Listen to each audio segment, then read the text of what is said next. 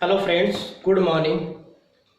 Previous lecture में हमने surface of A solid of revolution, किसी भी द्विविम आकृति के परिक्रमण से जो ठोस बनेगा उसका क्षेत्रफल का हमने सूत्र पढ़े थे। चार प्रकार के सूत्र पढ़े थे, जब कार्टेशियन में हो या पोलर में हो या पैरामेट्रिक हो। फिर उसके आधार पर एक सवाल हल किया था। अब एक दूसरा सवाल यह है, पहला पढ़ा था हमने किस रूप में, जब वक्र कार्टेशियन फॉर्म में हो, कार्तीय निर्देशांकों में हो। अब दूसरा है जब वक्र पैरामेट्रिक रूप में हो, तब उसका क्षेत्रफल कैसे ज्ञात करते हैं। तो देखो ये सवाल है, find the surface of the solid generated by the revolution of the asteroid x = a cos qt y = a sin qt about the x axis.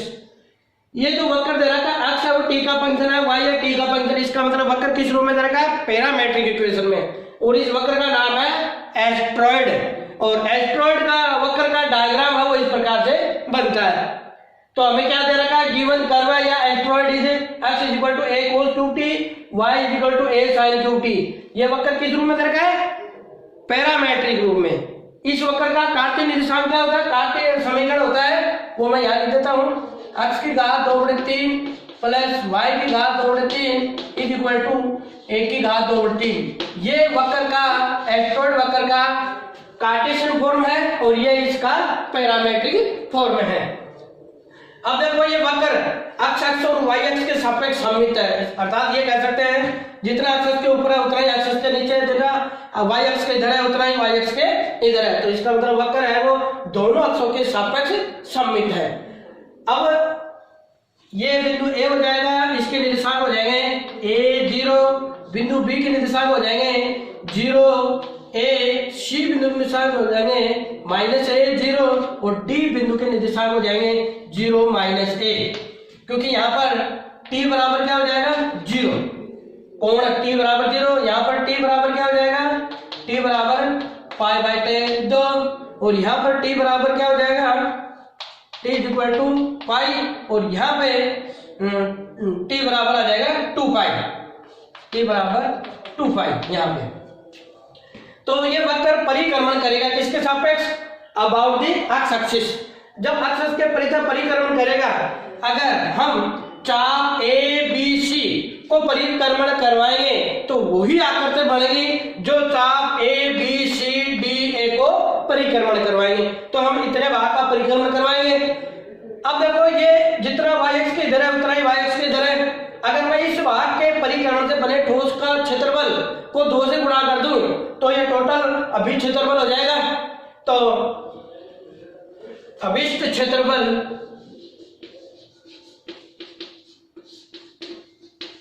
हो जाएगा 2 × चाप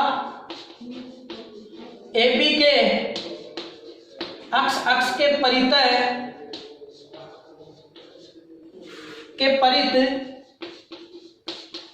परिक्रमण से बनी घनाकृति का क्षेत्रफल, पृष्ठीय क्षेत्रफल। अब देखो चाप AB के लिए t की लिमिट क्या आ जाएगी, t बराबर 0 से t बराबर π/2। तो t बराबर 0 से t बराबर π/2 हो जाएगी t की लिमिट। तो अभिष्ट क्षेत्रफल का सूत्र हो जाएगा 2 × समाकलन 2πy ds, और t की लिमिट हो जाएगी 0 से π/2। तो ये वक्र जब x अक्ष के परिक्रमण कर रहे हैं तो उस क्षेत्रफल का सूत्र होता है 2πy ds। अब देखो इसको सोल्व करते हैं तो क्या जाएगा, 2 × समाकलन 0 से π/2 2πy ds अपॉन dt और dt = 2 × समाकलन 0 to π/2 2π। y का मान क्या आ जाएगा, यहाँ से यह आ जाएगा a cos qt, और ds अपॉन dt का फॉर्मूला क्या होता है, जब वक्र पैरामेट्रिक रूप में हो तो ds अपॉन dt बराबर होता है वर्गमूल dx अपॉन dt का whole square plus dy upon dt का होल स्क्वायर। तो यह आ जाएगा वर्गमूल dx अपॉन डी टी का whole square plus D Y upon D T का होल स्क्वायर डी टी। ये फॉर्मूला आता है किसका? D x upon D T का। अब देखो D x upon D T, तो एक्स का टी के सापेक्ष अवकलन करेंगे तो क्या आ जाएगा? मैं यहां लिख देता हूं, तो ये आ जाएगा d x upon D t is equal to आ जाएगा, पहले तो एक कांस्टेंट है ये तो बाहर आ गया, पहले घात का होगा तो 3 कोस स्क्वायर टी, और कोस टी का हो जाता है माइनस साइन टी, तो ये क्या हो जाएगा minus 3a sine T cos square T. इसी प्रकार से y का t के सापेक्ष अवकलन क्या हो जाएगा? dy upon dt is equal to हो जाएगा a into 3 sine square T cos T, क्योंकि पहले घात का होगा फिर साइन का हो जाएगा कोस टी, तो इसको ये हो जाएगा 3a sign square T cos T. ये दोनों मान इस फॉर्मूले रखेंगे तो क्या आ जाएगा? देखो 2 इंटू 0 से पाई बटे 2 पाई a कोस क्यूब टी वर्गमूल, तो देखो dx अपॉन dt इसका वर्ग करेंगे तो क्या आ जाएगा 9a square sine square T और कोस टी की घात 4, फिर प्लस इसका करेंगे तो क्या आ जाएगा 9a स्क्वायर साइन टी की घात 4 और कोस square T of D T. अब इसमें क्या कॉमन आ रहा है देखो, तो अभिष्ट क्षेत्रफल हो जाएगा 2 इंटू 2 पाई और a और 9a स्क्वायर दोनों में कॉमन है, ये सारा बाहर ले लेंगे, और इसमें साइन स्क्वायर कोस स्क्वायर भी कॉमन आ रहा है, तो देखो क्या आएगा 2 इंटू समाकलन 0 से pi by 2 pi a cos cube T. अब इसमें 9a स्क्वायर साइन स्क्वायर कोस स्क्वायर टी, ये सारा वर्गमूल से बाहर कॉमन लेंगे तो क्या आ जाएगा 3a sine T cos T, और अंदर वर्गमूल में क्या बचेगा? वर्गमूल में बचेगा कोस square T plus sign square T, तो ये आ जाएगा कोस square T plus sign square T और डी टी।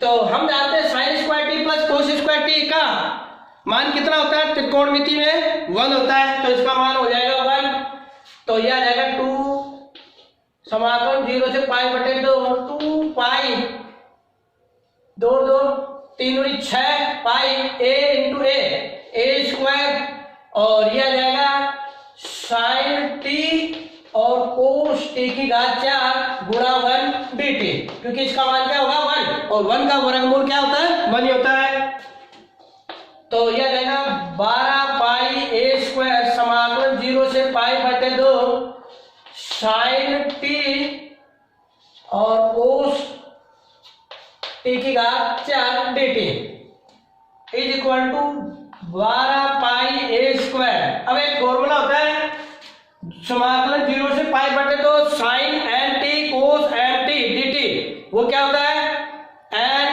प्लस 1/2 का गामा m प्लस 1/2 का gamma upon 2 into gamma n plus m plus 2 upon 2, जो प्रीवियस एग्जाम्पल में हमने पढ़ चुका है फॉर्मूला, तो इसी का उपयोग करेंगे तो क्या आ जाएगा गामा 3/2 गामा 5/2 2 अपॉन 2, क्योंकि 1 plus 1 2 upon 2 gamma 1 plus 4 plus 2 कितना हो जाएगा 7 प्लस 2 7 अपॉन 2, तो यह आ जाएगा 12 पाई a स्क्वायर। गामा एक का मान होता है 1, और गामा 5/2 को लिख देते हैं 3/2 इंटू 1/2 इंटू गामा 1/2। किस फॉर्मूले का उपयोग किया हमने? इस फॉर्मूले का उपयोग किया है गामा n प्लस 1 बराबर होता है n गामा n, इस फॉर्मूले का यहाँ पे उपयोग किया है अपॉन 2 इंटू गामा 7/2 को लिख लेते हैं 5/2 गामा गुणा 3/2 गुणा 1/2 गुणा गामा 1/2, इस फॉर्मूले का उपयोग अगेन किया है। तो देखो कटने वाली चीज 3/2 से 3/2 कट गई, 1/2 से 1/2 कट गई, गामा 1/2 से गामा 1/2 कट गया, और ये 2 से 2 कट गया। तो देखो क्या आ जाएगा, ऊपर तो 12 पाई a स्क्वायर अपॉन 5, तो इसका उत्तर आ जाएगा 12/5 पाई a स्क्वायर। तो जब कोई एस्टेरॉइड अक्ष के परिक्रमण करेगा तो बने ठोस का क्षेत्रफल होता है 12/5 पाई a स्क्वायर। तो प्रीवियस एग्जाम्पल में हमने क्या पढ़ा था, ये पढ़ा कि कोई भी वक्र जब पैरामीट्रिक रूप में दे रखा हो तब वो जो परिक्रमण करे तो बने ठोस का क्षेत्रफल। और उससे पहले वाले वीडियो में हमने पढ़ा कि कोई वक्र कार्टेशियन फॉर्म में दे रखा हो तो जो x अक्ष के या y अक्ष के परिक्रमण करे तो बने ठोस का क्षेत्रफल ज्ञात किया था। अब है अगर कोई वक्र पोलर इक्वेशन में दे रखा हो, मतलब ध्रुवीय निर्देशांकों में दे रखा हो, तब उसका किसी भी रेखा के या प्रारंभिक रेखा या अक्ष के परिक्रमण करे तो बने ठोस का क्षेत्रफल कैसे ज्ञात करते हैं, वो ये है, वो सवाल ये दे रखा है कि find the surface of the solid generated by the coordinate.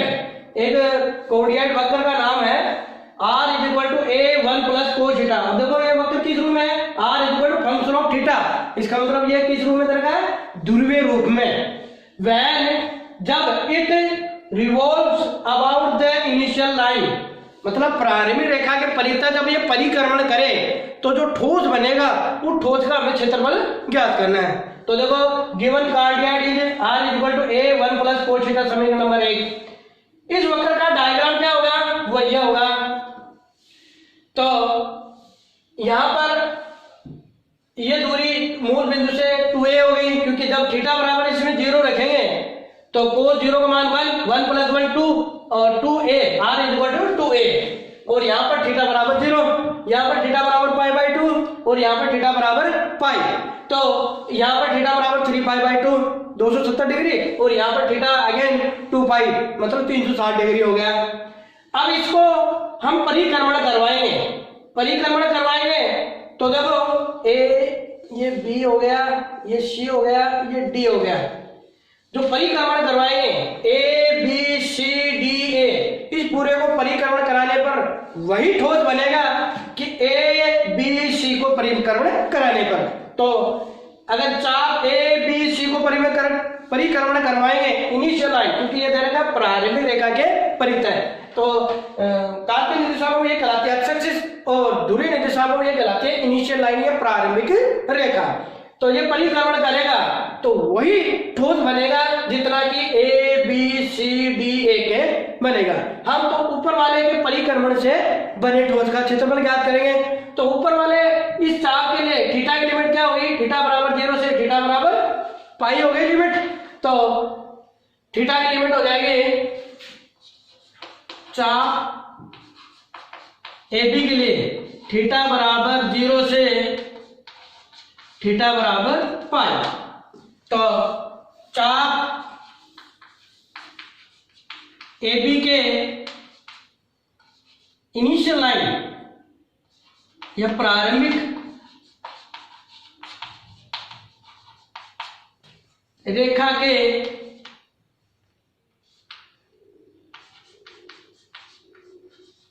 परिक्रमण से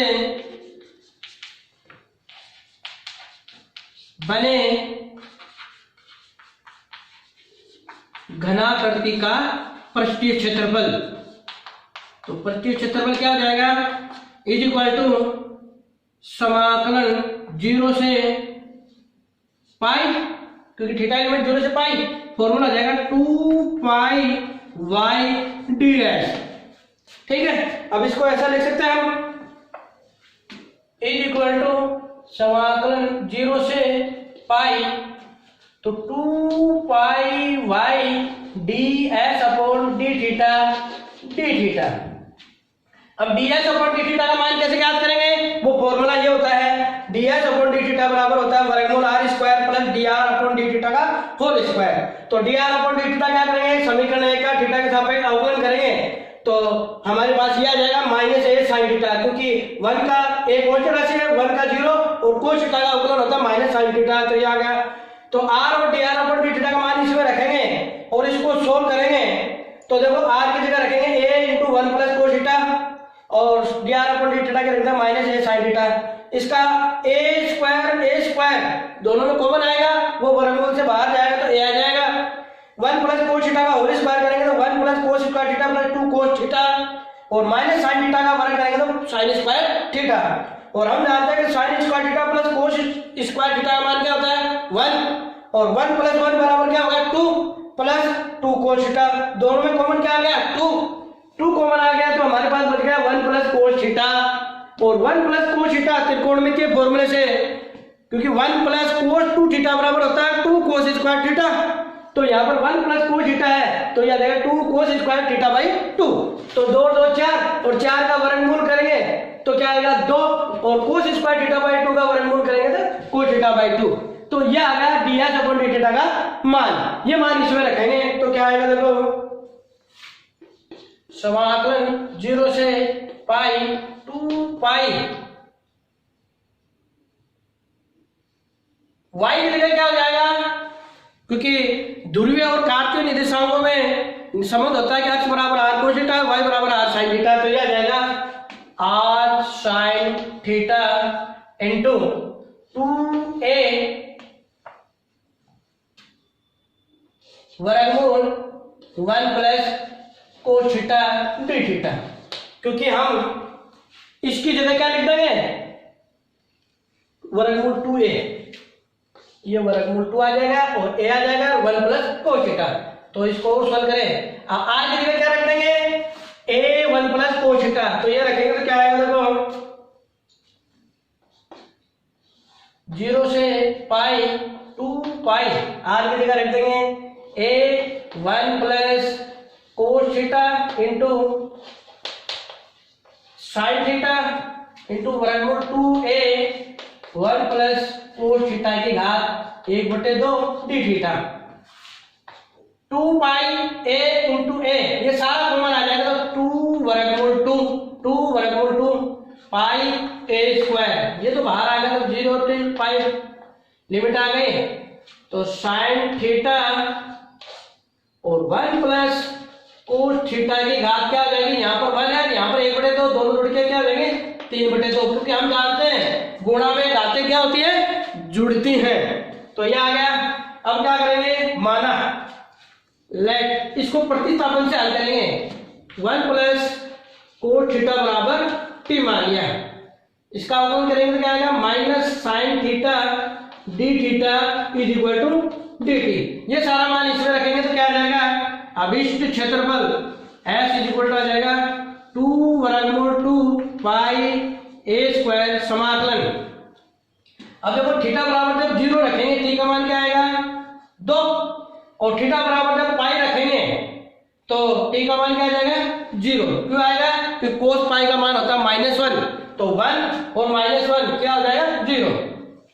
तो यह आ जाएगा t की घात 3/2 माइनस dt। अब इसको और सोल्व करते हैं तो क्या आएगा देखो, ये माइनस है वो समाकलन के चिन्ह से अंदर जाएगा, लिमिट क्या हो जाएगी चेंज हो जाएगी। तो ये आ जाएगी 2 वर्गमूल 2 पाई a स्क्वायर समाकलन 0 से 2 t की घात 3/2 dt। अब इसका समाकलन करने पर क्या आएगा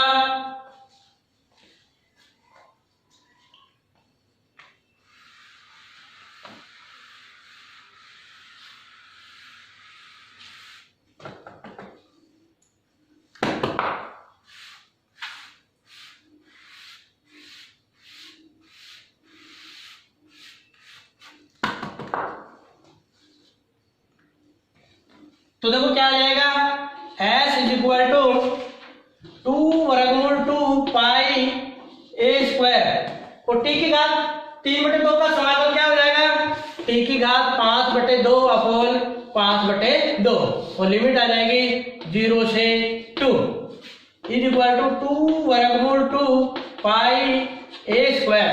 अब t की जगह 2 रखेंगे अपर लिमिट और माइनस लोअर लिमिट रखेंगे तो 0 आएगा, तो अपर लिमिट रखेंगे तो क्या आ जाएगा 2 की घात 5/2 अपॉन 5/2 इज इक्वल टू 2 वर्गमूल 2 पाई a स्क्वायर गुणा 2 की घात 5/2 को मैं लिख सकता हूँ 2 की घात 2 गुणा वर्गमूल 2 अपॉन 5/2 ऐसा लिख सकते हैं, क्योंकि 2 की घात 2 और इंटू 2 की घात 1 दोनों जुड़ के क्या हो जाएंगे 5/2। तो ये आ जाएगा, ये 2 ऊपर चला गया और 2 दूनी 4, 4 दूनी 8, 8 दूनी 16, तो 16/5 वर्गमूल 2, वर्गमूल 2 कितना हो जाएगा 2, 16 को 2 से गुणा करेंगे 32 पाई a स्क्वायर।